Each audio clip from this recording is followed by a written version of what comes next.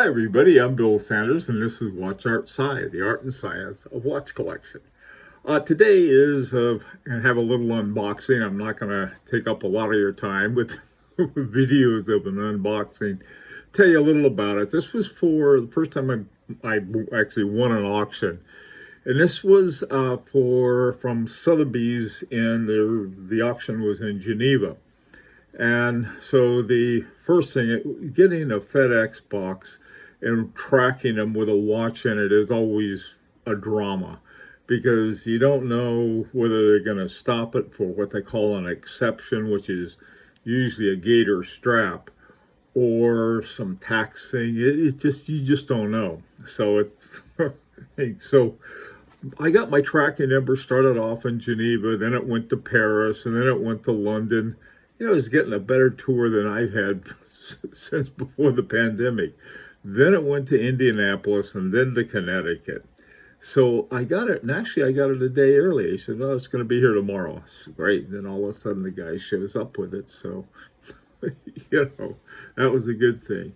Okay, opened it up, and they had this really interesting kind of bag inside of it, and they had this thing, if this seal is broken it'll turn a different color and so forth. So I opened the seal. There was another box in this sealed bag that they had, and then I opened the box, and of course there was a bunch of bubble wrap, and inside that there was some paper sort of stuffings, inside that more bubble wrap, but there was something that was inside of there. And the watch that I got didn't have a case or paperwork, so this is the one that Sotheby's provided, and opened it up, and there's my new watch.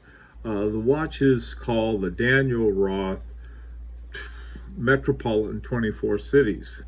And there are 2 or 3 different versions of this, and this is the version that I got. And what it has at the top, it has one city, and then at the bottom it has another city. Okay, the city that is at the top or the bottom depends on the disc. There are 2 discs in there, something like this, and on the top disc they have certain cities, and on the bottom one they have other ones. The ones on the top are exactly 24 hours from the ones on the bottom. Well, I'm in the New York City time zone for my travel watch, and setting it is a lot of fun. What you have to do is, once you set it, first of all you pull the stem out and turn the hands around until, well, first, before you do that, there's a pusher down at 4 o'clock. You push it and choose your city that you want to be in, and find out what your sister city is in. Bangkok, that's fine with me. I like Bangkok. I've never been there, but it sounds like a neat place. So then what you do is that after you choose your city, you turn your setting around until it's PM or AM, and depending on time when you set it.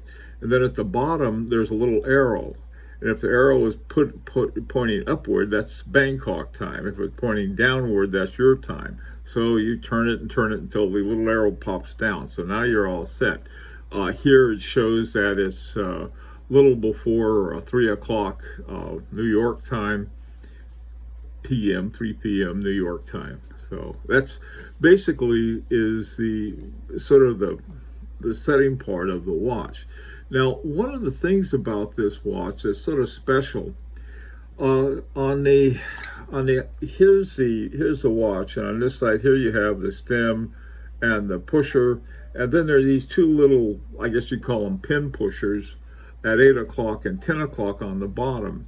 And what you do with those, and this was a big deal according to from what I read about it, you can set it so that it's for S is for summer, W is for winter, and what that is for daylight saving times or not. And so if you set your city, arrows pointing to my city, and I push the little pusher in the middle, and you got to be careful. I used a punch, and that was a little too big, and so I had to use the tip of a spring bar tool, the little tip of a spring ball tool to push it. Works fine.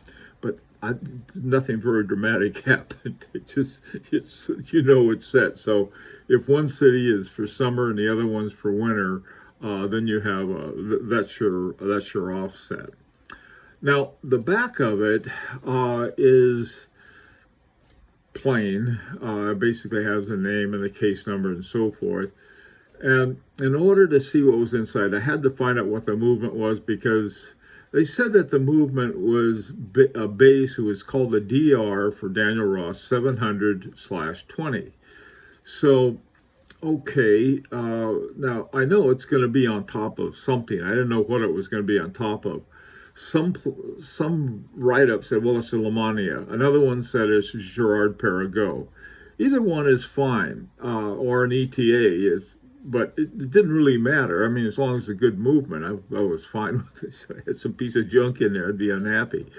So I took the back off, and this is what the inside of the back looks like. It's sort of got a nice little, I guess that's a type of perlage that they have on there.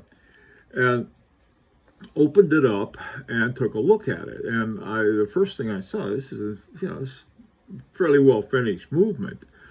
And so I don't know if that's a Gerard Perregaux or not. I wasn't sure. It was adjusted to 5 positions.